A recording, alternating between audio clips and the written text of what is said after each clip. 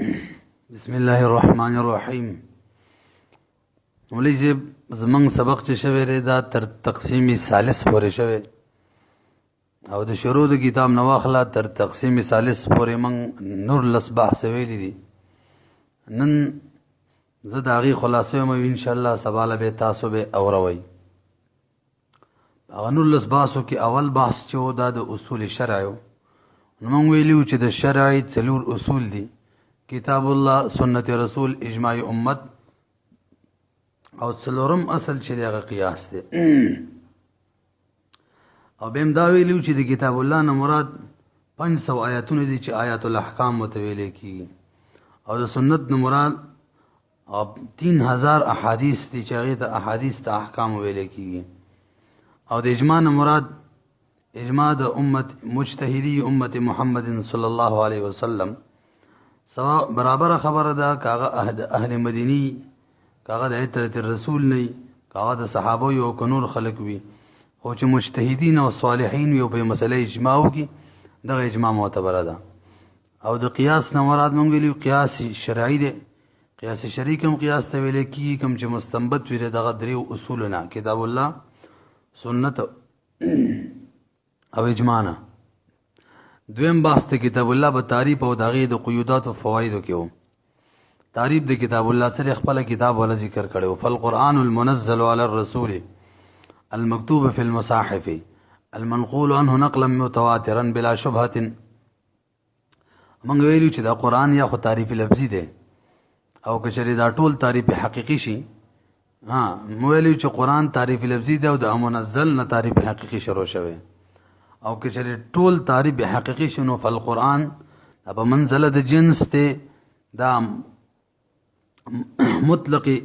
مقروء ته شامل دی. نو به بکی المنزل دا فصل اول له بری سره غیر منزل کتابونه بار شول. او په علی الرسول نه مراد مونږ ویلو چې الف لام عوض د مضاف الیه دی. علی الرسول معنی د علی رسولنا زمنګ پر رسول چې نازل شوی. دا فصل ثانی دی بری سره هغه کتابونه بار شول، هغه منزل کتابونه چې د نبی علیہ السلام نه سوا په نور پیغمبرانو لکه موسی علیہ السلام، عیسی علیہ السلام، داود علیہ السلام وغیرہ ما نازل شوی دي. دا دویم فصل شو. دریم فصل المکتوب فی المصاحف دی. یعنی هغه کتاب هغه منزل علی الرسول چې کوم په مصاحفو کې لیکل شوی، دین هغه بار شو کوم چې مصاحفو کې نه دی لیکل شوی، لکه یعنی منسوخ التلاوت کوم قرآن حصہ ده او منسوخ التلاوت د تلاوت منسوخ شوی، لکه الشیخ و الشیخوخة اذا زنیا فرجموهما البتة نکالا من الله. دام تبار شلو. او به المنقول عنه نقلا متواترا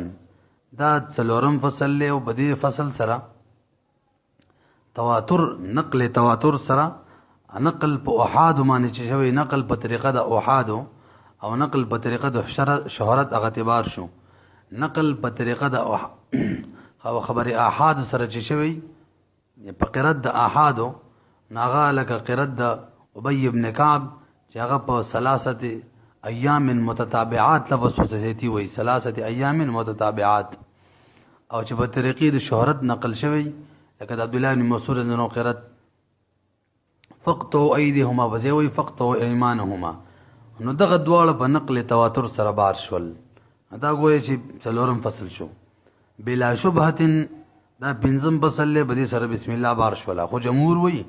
چې بلا شبهه دا تاکید د تواتر دی، ځکه هر تواتر چی هغه بلا شبهه نو دا څه فصل لشاره پارانه دی. دو باس ختم. دریم باس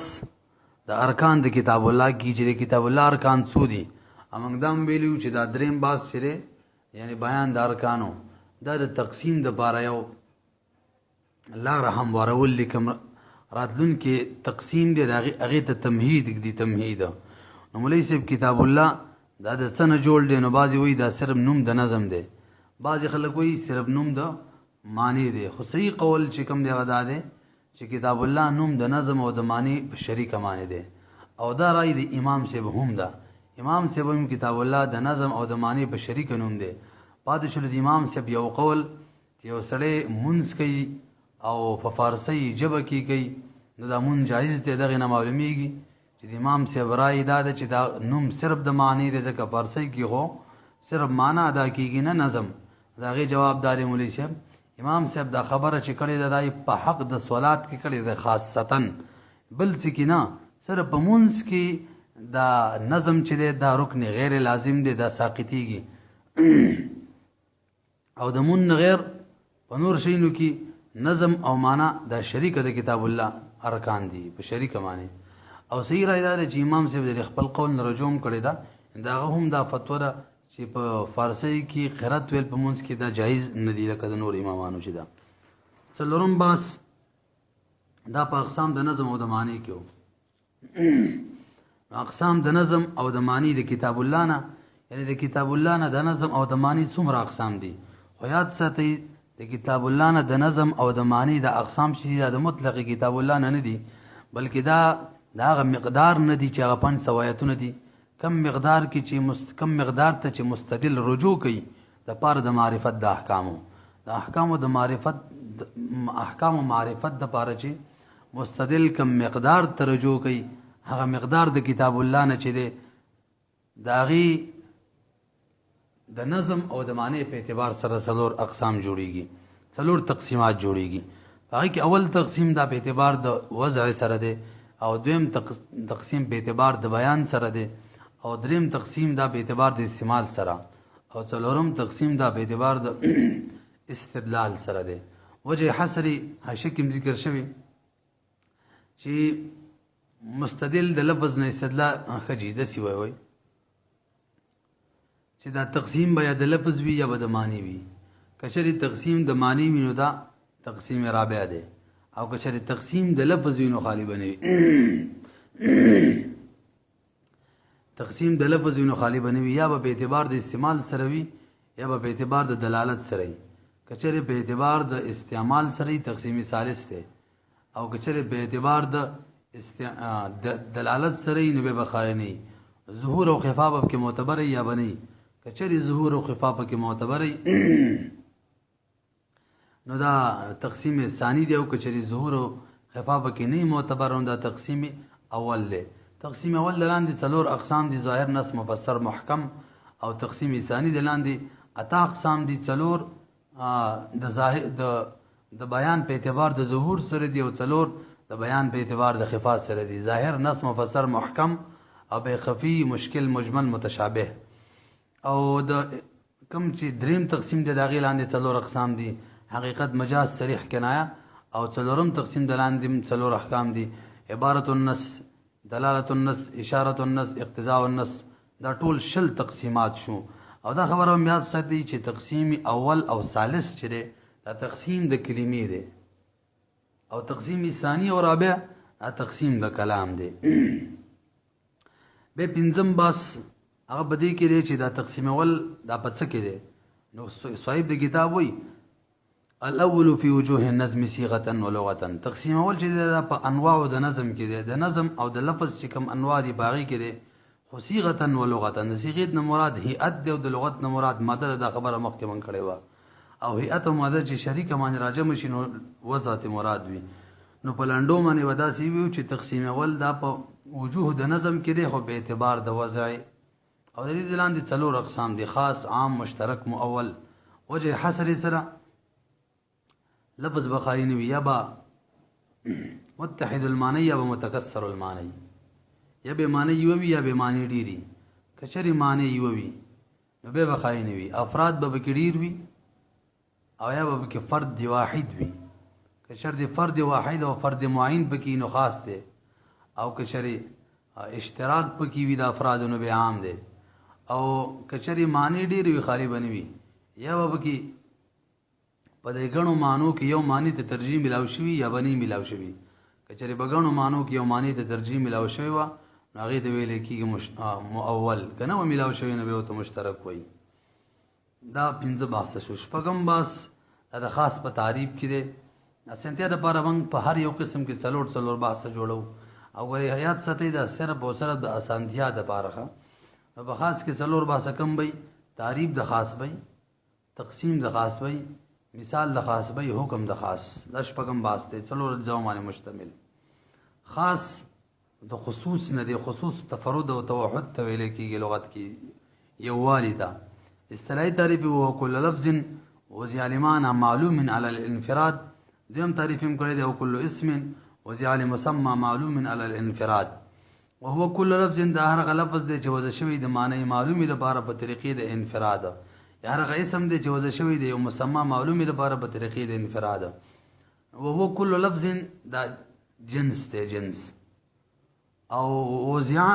بعضې خلک دې سره مهمل ووتلو، دا بس ولې خو دا غلطه خبره ده، ځکه زمونږ تقسیم په اعتبار د وضع سره دی. نو کل لفظ نه مراد لفظ موضوع دی، نو وضع سره څوک بار کول نه دي پکار. لمعنى معلوم اوس دا فصل اول له معلوم نه مراد به یا معلوم البیان وي یا به معلوم المراد وي. هغه معنا چې د هغې مراد معلوم وي که دا معنا واخلو نو به دې سره مشترک ووتلو، ځکه د هغې مراد نه معلومه. او که د معلوم نه موږ معلوم البیان واخلو نو بیا مشترک نه وځي، نو بیا لمعنى معلوم هم د چا لپاره فصل نه دی ښه. نو علی الانفراد به د عام او عام بمبار شي، په دې معنی علی الانفراد معنی او مشترک بمبار شي، ځکه په هغو کې انفراد نه اشتراک وي.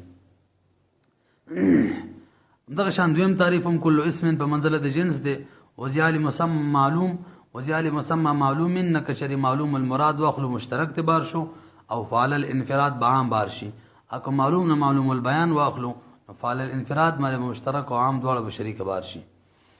دا خو شو تعریف د خاص. اوس تقسیم د خاص درې اقسام دي: خاص الفرد، خاص النوع، خاص الجنس. خاص الفرد چاته وي چې وضع شوي د پاره د شخص معین لکه زید،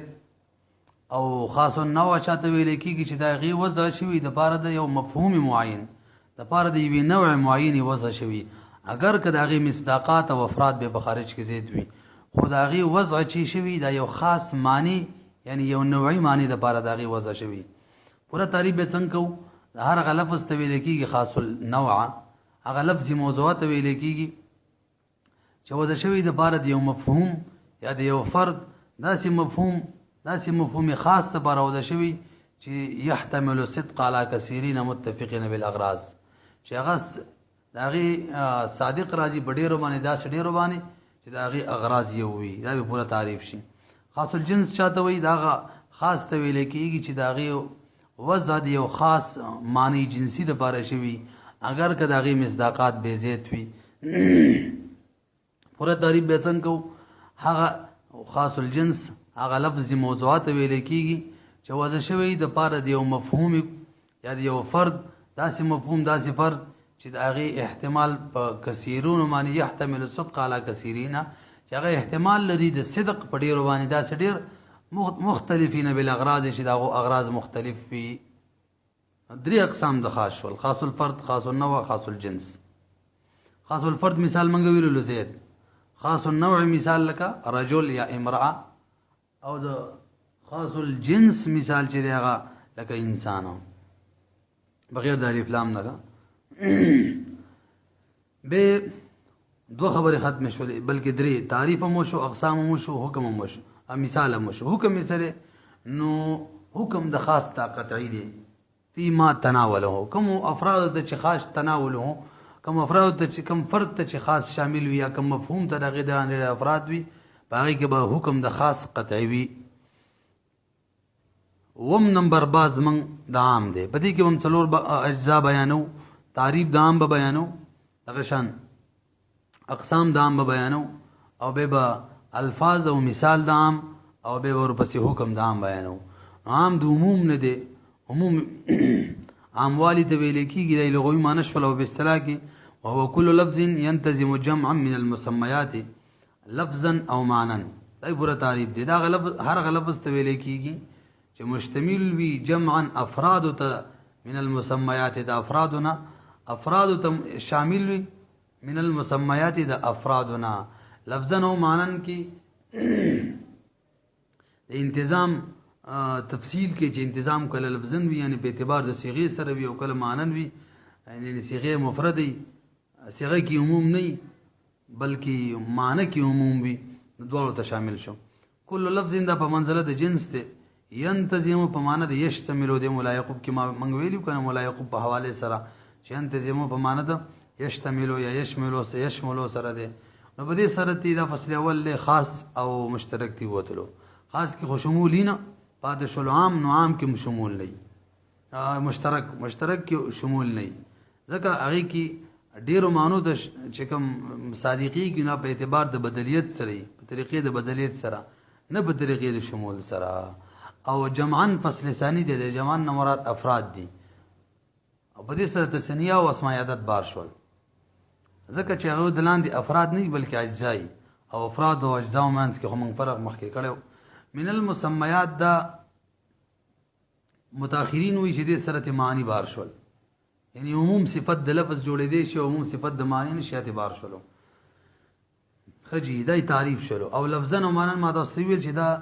احتمال تفصیل دی تفسیر د انتظام انتظامو لپاره تفسیر دیغه چې دا انتظام کله لفظن وی یعنی صيغه معنی معنی معنی لکه مثال مسلمون او کله معنن وی لکه مثال قوم لفظ مفرد دی معنی کې عموم دی به تقسیم د عام په دوه قسم معنی دی یو تا عام مخصوص منه البعض وی یو تا عام غیر مخصوص منه البعض وی کمام چې مخصوص منه البعض دی تعریف د غیر سره د عام ته ویل کېږي چې د غیر نه بعضی خاص شوی او غیر مخصوص منه البعض یعنی هغه عام چې د غیر نه افراد خاص شوی نه څوک چې ته خاص کیږي د مخصص ویل کېږي مخصص څه تعریف دی قصر العام على بعض المسميات بكلام مستقل بكلام موصول مستقل دا مخصص تعریف دی به دي تو اقسام دي معلوم او مجهول نو مخصص کله معلوم وي او کله مجهول وي نو هغه چې دا غینه څوک نه خاص شوی لکه مثال په تور باندې زیوی من جاءني اکرمته څوک چې ما خدراله ته به اکرام وکم دې کې عثمان عام دي څوک نه خاص شوی او کله هغه چې دا غینه څوک خاص شوی لکه مثال آیت د ربا کې وګوره نو حل الله البيع وحرم الربا الله باکر ربا چې دا حرامه کړی دا بيع حلال کړی دا او ربا حرامه کړی دا اوس وحرم الربا دا مخصص دی نه بيع نه را خاص کړ بيع عام لفظ عام و دې کې اوس تخصیص وشو ربا اعتبار کړل چې ربا به حلال نه وي او به دا ربا مثال د تخصیص معلوم مثال لګره مجهول دی پدې کې مخصص معلوم دی کې مجهول دی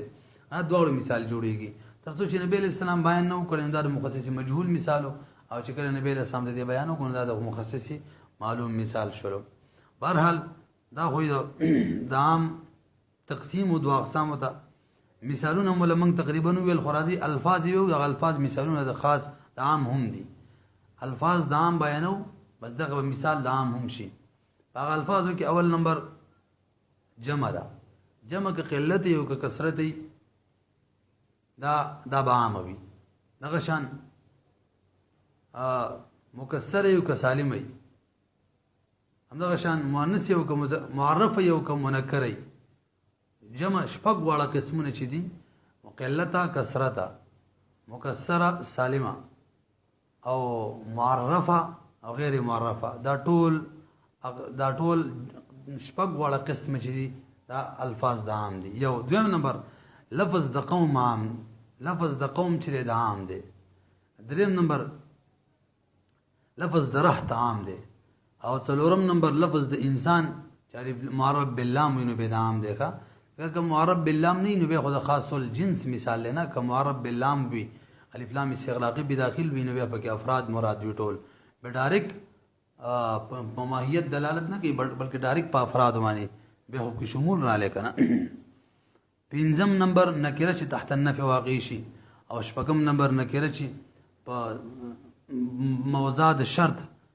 نکره چې د شرط نه لاندې واقع شي دغه شنو نکره چې تحت الشرط واقع شي یاده سی وی چې نکره په موقع د شرط کې چې واقع شي دغه نکره کې عموم وي شپږ شو وم نمبر نکره چې دا اذا وصفت بصفه عامه کله چې دا غي صفت بیان شي صفت عامه په دا وخت کې بم دا لفظ با د عام د پاروي خجي و اتم نمبر من دا لفظ د عام دی نهم نمبر ما دا لفظ د عام دی لسم نمبر ايون دا لفظ د عام دی او یو لسم نمبر لفظ د جميع ومن دخل الدار نو دا 11 نمبر شو 12 نمبر لفظ د کلو خو چې کله د دې اضافت نه کېدی ته شوی دا 12 الفاظ د عام دي اوس حکم د عام سره خپل کتاب ولا ذکر کړي او حکمه انه یوجب الحکم حکم واجبی ثابتي فيما تناولوا باغ افرادو کې کوم ته شامل شي قطعا او یقینا شاملای قطعا او یقینا افراد ته د حکم شاملېږي یعنی عقیده ساتل بم په لازمي عمل کول بم په واجب وي او استدلال به هم صحیح وي دا باسته عام او چتیر شلو به اور پسې هویات ساتي عام موږ دوه قسمه کړو یو هغه چې مخصوص منه البعض یو هغه چې غیر مخصوص من البعض دا کوم حکم چې ما اوس ویلو دا غیر مخصوص منه البعض عام حکم دی یعنی قطعیه او وجوبي چې دا د هغه عام دی چې کوم مخصوص منه البعض نه دی او کوم عام چې مخصوص منه البعض دی نو دا غي حکم بخپل افراد او بقيه افرادو کې دا وزنی وجوبي نه قطعی نه نو چې قطعی نه عمل کول خو به واجب وي عقیده لرل په لازم نه په دې کې دا احتمال کېدی شي د تخصیص د وجه نه دا کم ما بقیه پام کې پاتې دي په دې کې ځین اعتبار شي او غم د خاص لاندې راشي خپل کتاب وایي الا تجوز ايظهر الخصوص فيه یعنی سره د دې د جواز نه جواز به کی وي عمل کول خو به واجب وي د عام په بقایا افرادو کې خو سره د دې نه دا به جایز وي چې د دې خصوص توجه د خصوص چې دا په دې باقیو کې ظاهر شي او تعلیل یا تفسیر د وجه نه کې نورم بار شي به اتم نمبر باستا د مشترکو دې کې هم څلور اجزا بیانو تعریف او د مثال اقسام او به ورپسې حکم نو مشترک د اشتراک نه دی لغت کې شریکوالی ته ویل کی او په اصطلاح کې مشترک اسم مفعول صيغه نو لغوي معنی دا شول شریک کړل شوی او اصطلاحي تعریف هو مشترک فيه معان او اسام لا على سبيل الانتظام ای اصطلاحي تعریف دی یعنی هغه لفظ ته ویل کیږي چې هغه کې اشتراک د معنی وراغلی یعنی د اعراض او اسام یا د اسام یعنی د زواتو ولا على سبيل الانتظام په طریقه د انتظام نه او هو ما دا جنس ته بګي اشترک فيه معان او اسام سره خاص بار شروع او لا على سبيل الانتظام سربت عام بار شي ځکه په طریقې د انتظام وي به د مشترک دوه اقسام دي مونږ ویلو یو ته ویل کیږي مشترک د معنی اشتراک بین معانی او یو ته ویل کیږي اشتراک بین الاسام اشتراک بین المعانی مطلب چې په اعراضو کې اشتراک دی او لفظ راغلی لکه مثال د قرء لفظ په اعراض یعنی طهر او حیض کې اشتراک دی او اشتراک د اسام د زوات وی لکه لفظ د عین چې دا جاریم یو ذات دی وینځه دغه شان ګټنم یو ذات دی دغه شان کشتم یو ذات دی دا ټول افراد چې دا ټول د ټول کې لفظ د جاری مشترک دی او ټول زوات دي دا دوه اقسام شو دریم نمبر مثال نو مثال خو بیان شو خپل مشترک بین المعانی مثال ما وی القرى او مشترک بین الاسام او زوات مثال لکه لفظ د جاریه شو او حکم سره او حکمه التوقف فيه حکم د مشترک دار یا څلورم باز شو څلورم جز شو د مشترک نه او حکمه التوقف فيه د مشترک حکم دار چې موږ به توقف کوو د څنګه ان اعتقاد معنی معین من المعانی د معنی معین نه به موږ توقف کوو یعنی معنی معین به کې خلونه او بشرط تامل على شرط تفیش دلته باب معنی د اعلی دس په شرط د تامل سره تامل بم کو تامل به ولي کو يترجح بعض وجوه دي لپاره چې بعض وجوه د لپاره د عمل راجح شي د عمل لپاره بعض وجوه راجح شي خجی د مشترک باس ختم شو دا او تقریبا اتم باس نه هم باس د اول له اول ام کوم څلور اجزا بیان او تعریف او مثال اقسام او حکم اول دا په لغت کې د اعلی اولونه د په معنا د رجوع کول سره چونکه اول ته هم د غنو اول کې هم د غنو معنی نه یو معنی ته رجوع کیږي ځکه ته اول ویل کی اصطلاحي تعریف سره وهما ترجح من المشترك بعض وجوهه دا هغه لفظ دی چې راجح شي د مشترک نه بعض وجوه وجه راجح شي بعض وجوه مطلب بعض معنی بغالب الرأي سره راجح شي نو هو ما چې په منزله د جنس دی ترجح من المشترك چې راجح شي د مشترک نه بده سره هغه بار کله چې کوم راجح کیږي نه د مشترک نه بلکې هغه د خفینا یا د مشکل نه یا د مجمل نه نه خفي مو وي خفي مشکل مجمل او صحیح ده دې سره ته څوک بار شو چې بیان د خفي وشي او یو معنی ته واخلي بیان د مجمل وشي یو معنی ته واخلي او بیان د مفسر وشي د مشکل وشي یو معنی ته واخلي تاسو ته معلومه ده او دا سبق مخکې مونږ ویل هم دی چې په خفي مشکل مجمل کې د بیان ته ضرورت وي معنی په ګډيري خفي کې معنی طلب معنی به معلومه مشکل کې می طلب او تعامل معنی به معلومه مجمل کې د مجمل بیان ته ضرورت وي نو لنډه دا چې هغه کوم ډېر معنی په کې یو معنی اخستل هغه ور سره مؤول کیږي خو هغه مؤول من المشترک وته نه ویل کیږي هغه د مؤول من المفسر ویل کیږي او دا مؤول من المشترک دی نو د سر کې ویل ما ترجح من المشترک دا فصل اول شو هغه بار شول پوه شولې بي ووري ما به منزله د جنس ته او ترجح من المشترک دا فصل اول له بدی سره بار شو هغه مؤول چې هغه د مشترک نه بلکې هغه بیان د مجمل وشي یا بیان د مشکل وشي یا بیان د خفي وشي او مؤول تی جوړ شنو هغه دینه د مراد دلته بعضی وجوه بغالب الرای غالب الرای نه به څوک بار شلو غالب الرای سره څوک بار شلو ان هغه مؤول بار شلو چې کوم یقیني مؤول وي څه مطلب چې د غنو معنی یو معنی په یقین سره تی واخلي یقین او په دلیل قطعی سره تی واخلي هغه تی بار شلو هغه به اصطلاحي مؤول نه دی خجی لنډه دا مؤول دوه اقسام دي ته موکری یو مؤول من المشترک دی چې هغه کې غنو معنونه یو معنی ته ترجیح په غالب الرای سره ملاو شوی او یو مؤول من المفسر دی ابا چاته ویل کیږي چې غنو معنونه یو معنی ته ترجیح په غالب الرای نه په دلیل قطعی سره ملاو شوی او د دې دویم نمبر حکم غوړي قطعی دی هغه د مؤول بشان نه دی د اصطلاحي مؤول بشان نو تعریف مشو اقسام بیان شو مؤول من المشترک او مؤول من المفسر به مثال به سوي دا اول مثال مؤول من المشترک مثال لکه جاریه دا لفظ مشترک دی او موږ د دې په تعویل سره د جاری بلکې جاریه مو وي قرو لفظ مشترک دی موږ ته د سیاق او سباق چې دا غالب الرای د دلیل ظنی دی غالب الرای د قیاس دی سیاق او سباق نه موږ هیز اخلو طهر تناقلو دا مثال شي د مشترک من المؤول او مشترک من المفسر مثال لکه یو سړی وي لفلان علی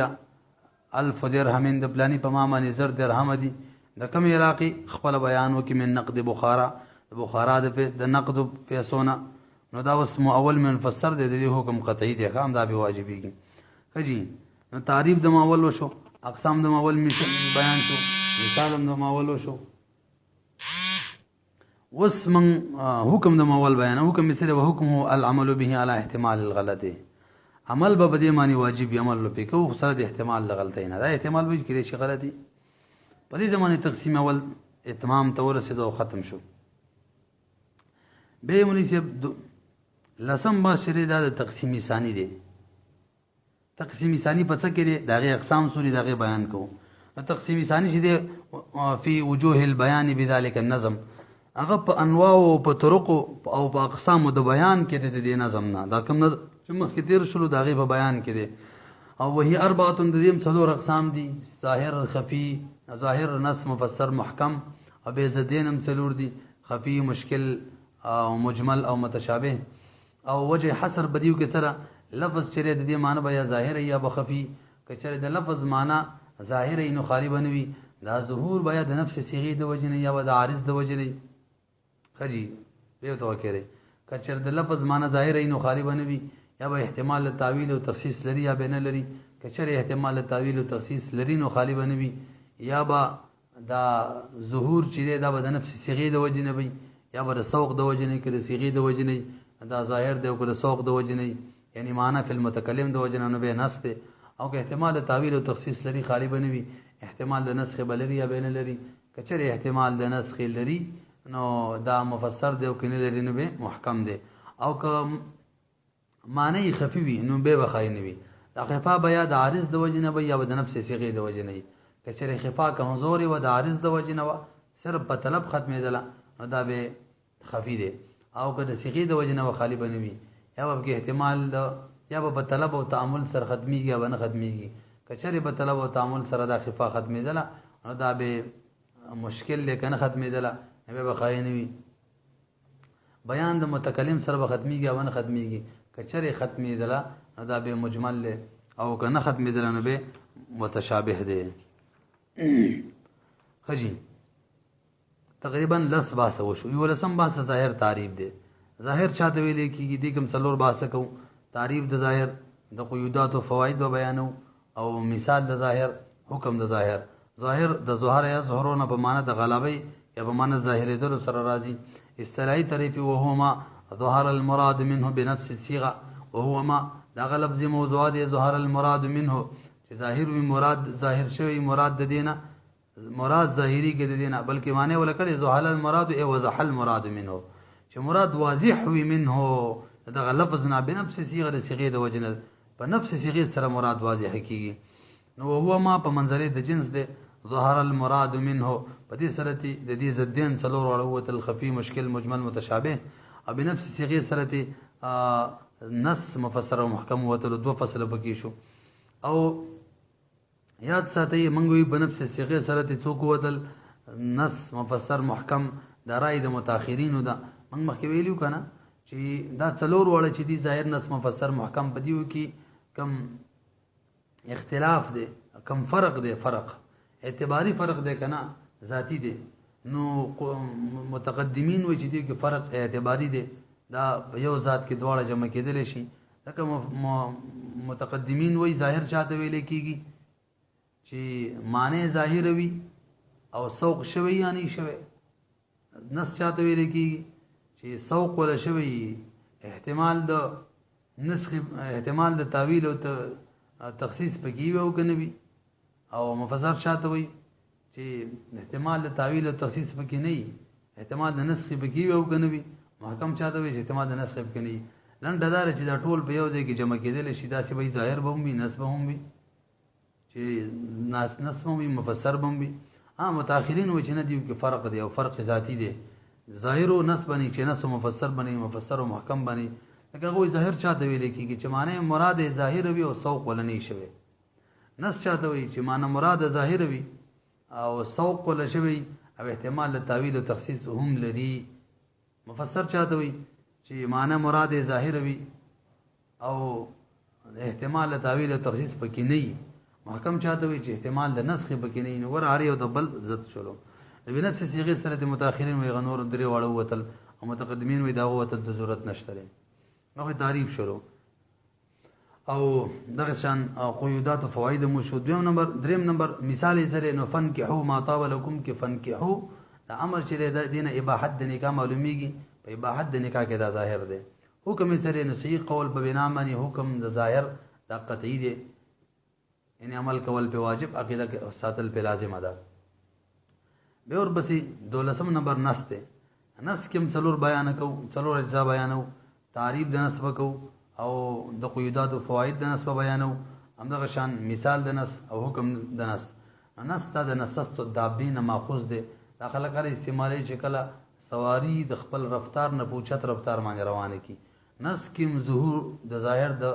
ظهور نه اوچت ویزه کو تنسوي اصطلاحي تعریف سره وهو مزداد وضوحا على الظاهر بمعنى في المتكلم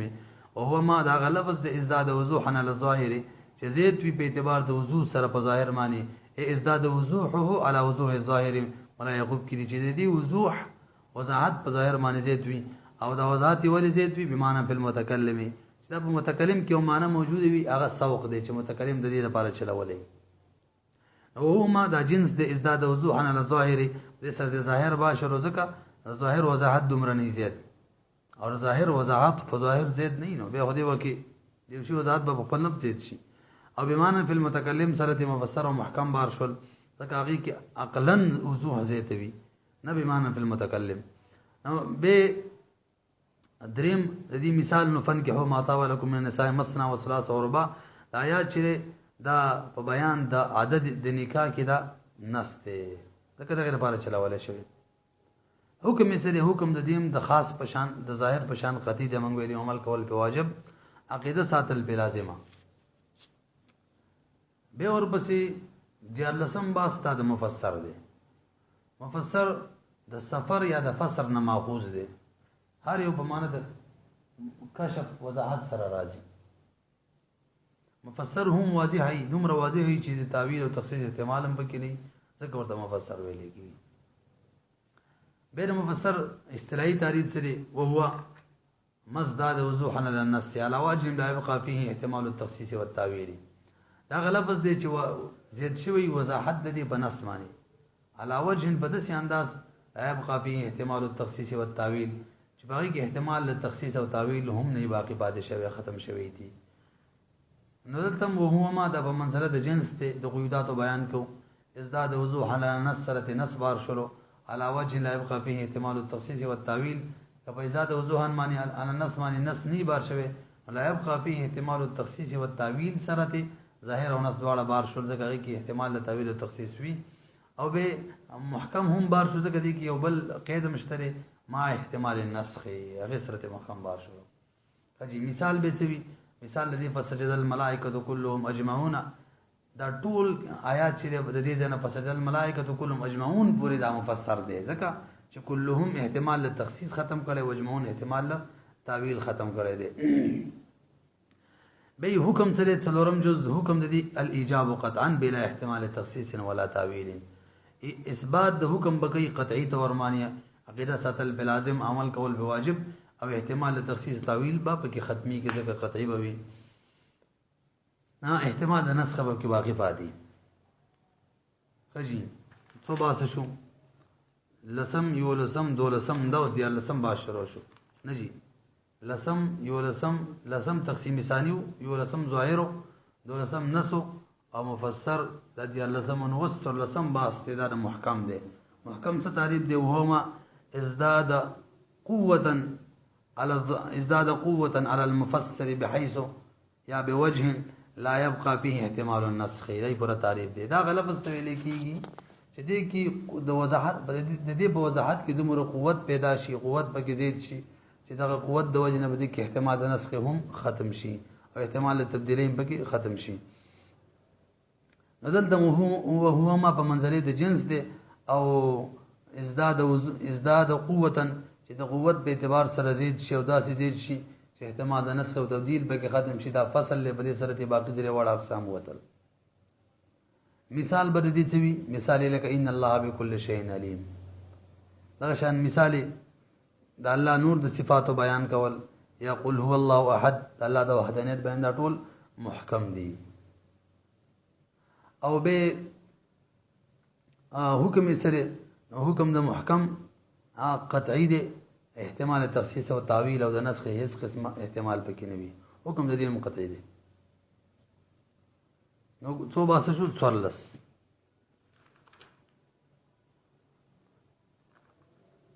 پنځلس باسه شو پنځلس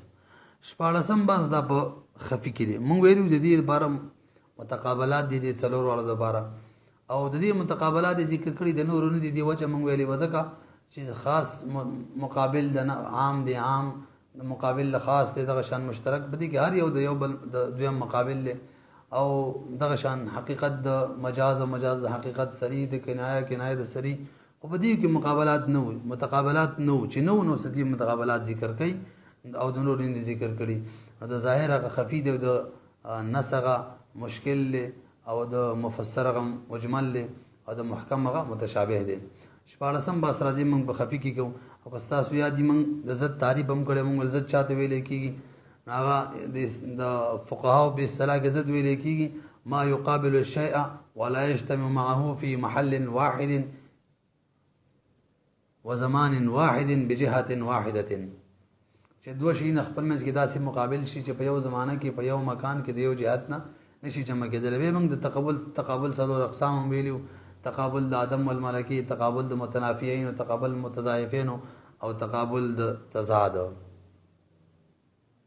هجی شپاړسم باس دا به خفي کې دي خفي کې څلور باس اجزا بیانو تعریف د خفي او د قیودات و فواید او مثال او حکم.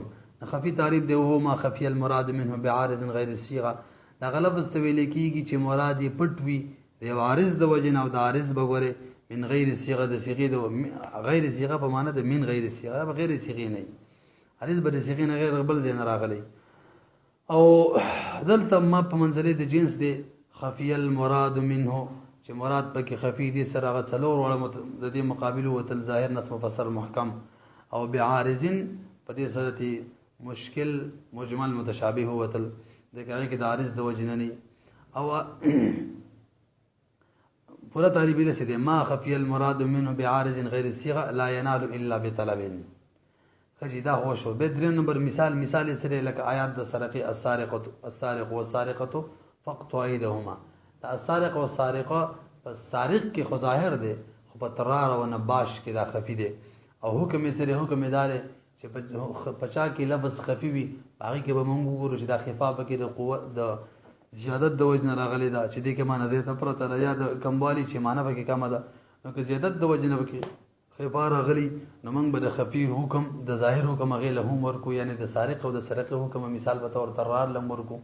او کله خفا کې د کموالی د وجنه راغلي نو به موږ د خفي حکم د ظاهر حکم هغه له نور کو یعنی نباش ته د سارق او د سارقه حکم نور کو. حکم مثل النظر فيه ليعلم ان اختفاء لمزيه او نقصان فيظهر المراد منه. دا مې ویلو یو بس ولسم ماس د مشکل له په دې کې څلور اجزا بیان او تعریف د قیودات او فواید او مثال حکم. مشکل چې مولوی صاحب د اشکال الرجل اشکال الرجل ماخوذ دی داخله کله استعمال اذا دخل فی اشکال یې کړي چې سره په خپل اشکالو کې داخل شي.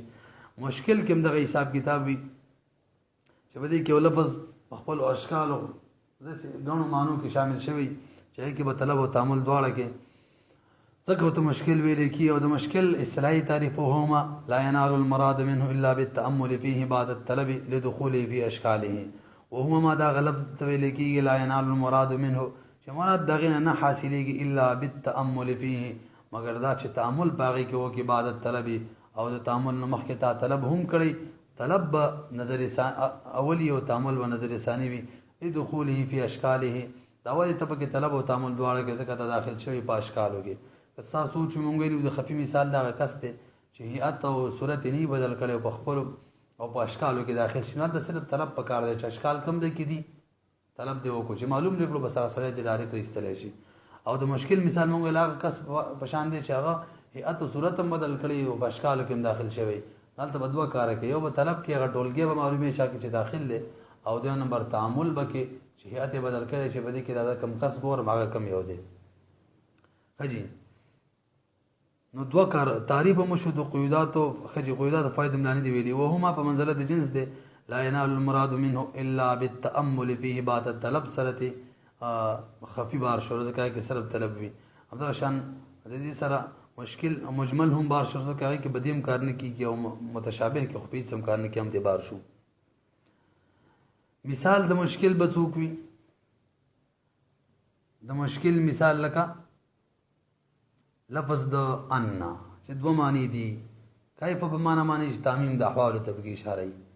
او من اين په معنی چې دي کې تعمیم د اماکن وي. نمنګ بدی کې اول دي کې موږ طلب هم کوو تعامل هم کوو ول به طلب کوو چې ان به څه معنی راځي به تعامل کوو چې د کوم معنی مراد ده موږ چې تعامل وکړو د حرس د حرس طرف او حرسکم د وجنا موږ د معلومه شو چې دلته معنی د اين مراد ده د کیف مراد ده یعنی تعمیم پکې د احوال او د نه پکې تعمیم د اماکنو. حکم مثل حکم التامل فيه بعد الطلب تعامل بکو پس طلب نه اول به طلب کو به تعامل کو. به اتلسم نمبر 22 د مجمل مجمل کې د سلور اجزاء بیان د تعریف د قیودات او فواید مثال او حکم. تعریف مجمل د ماخوذ د اجمل علیه الامر نه الکه په سړي معنی وې کار ګډ وډ شو دا کله وې کار به مجمل شو څه مطلب یعنی ګډ وډ په شو. مجمل کې د حساب کتابي چمانی ازدحام د معنی د وجنه مراد معنی چې دا ګډ وډ شي. خجی اصطلاحي تعریفي وهو ما ازدحمت فيه المعاني فاشتبه المراد به اشتباها لا يدرك الا ببيان من جهه المجمل. په تعریف کې درې اجزا دي وهو ما دا غلط تویل کیږي ازدحمت فيه المعاني چې معنی په کې ازدحام راغلي او داسې ازدحام چې فاشتبه المراد به اشتباها چې اشتباه مراد پکې ګډوډ شي په داسې ګډوډوالي سره لا یدرکو چې دغه مرادي معنی ادراک نه کیږي مگر په بیان معنی هغه د جهت د مجمل دی مجمل به هغه بیان کوي او هو ما دا په منزله د جنس د ازدحمت فيه المعاني وهو ما ازدحمت فيه المعاني دا ټول په منزله د جنس دی فاشتبه المراد به اشتباها لا يدرك الا ببيان من جهه المجمل په صورت خفي و تو ځکه کې صرف په طلب کار کیږي دغه شان مشکل دی و تو ځکه کې طلب بعد تعامل معنی کار کیږي او په دې صورت متشابه هم مدل ځکه بیان د مجمل هم کار نه کیږي دوا دریم نمبر مثال یې سره لکه آیات د ربا آیات د ربا چې دا مجمل دی لکه الله په کوئی چې حرم الربا ربا حرام ده نو ربا ولی حرام ده ربا کی زیادت دین زیادت خو به یا کوم دین پته ورګل چې مطلق زیادت د وجه نه ربا حرام نه ده نو کلام مجمل دی نبی له سم مجمل او دغه خپل بیان وکړو ویل چې شپږ شي نه دي بداو کې لاس پلاس شرط دی او کمه ځته به کې منه ده یعنی د ربا تفصیل به شپږ اشیاء سره وکړل نو په دغه شپږ اشیاء کې ته مجمل بیان وشو نو د دین اول جوړ شول اول او د شپږونه کوم ماورا اشیاء دي پاو کې مجمل د منزلې نه فراکته شو او د مشکل درجه ته ورسېدلو ځکه اوس موږ په دې نور د شپږو اشیاءونه سیوا په نور کې موږ طلب هم کوو تعامل به هم کوو امامانو کې طلب او تعامل کړي چاول قدر جنس رسېلي چاول رسېلي بهرحال دا مثال له حکم زر التوقف فيه په اعتبار د عمل سره توقف کو عمل به کې نه کو خو علی اعتقاد حقیقت المراد به د دې چې څه مراد وي پاغه باندې به د حقانیت عقیده لرو ترڅو پر چې مجمل بیان نه کړي به بس لسم نمبر 22 د متشابه ده په دې کې بم ضرور الزام بیان او تعریف او د قیودات او فواید او مثال او حکم او تعریف وو ما لا طریق لدرکی اصلا حتى سقط طلبه دا غلط استوي لکېږي چې هیڅ لار نه دا غي مراد معلومولو لپاره بالکل تر دې چې د دې طلب هم ثابت شوی او هما غلط استوي لکېږي لا طریق لدرکی چې دا غي مراد معلومولو لپاره هیڅ طریقه نه وي اصلا بالکل حتى سقط طلبه ته دې چې د دې طلب هم ثابت شوی او هما په منزله د جنس لا طریق لدرکی اصلا سره خفي مشکل مجمل ټول بار شول هغه کې خو طریقه د درک وی کنه او حتی سقط طلبه دا پکې اسه تاکید دی او تفرید دی به دې لپاره مثال سره مولوی مثال لکه متشابهات عرف مقطعات رواله مسله د تقدیر رواله ټول مثالونه دي حکم سره حکم التوقف فيه دامن بتوقف کو همیشه لپاره اعلی اعتقاد حقیقت المراد سره د اعتقاد د حقانیت د مراد چې مراد سم د الله دی هغه حق دی خو غریات ساتي دا مراد دې پټ دي دا صرف حق د دنیا کې د آخرت کې به موږ ان شاء الله الله پاک دې مراد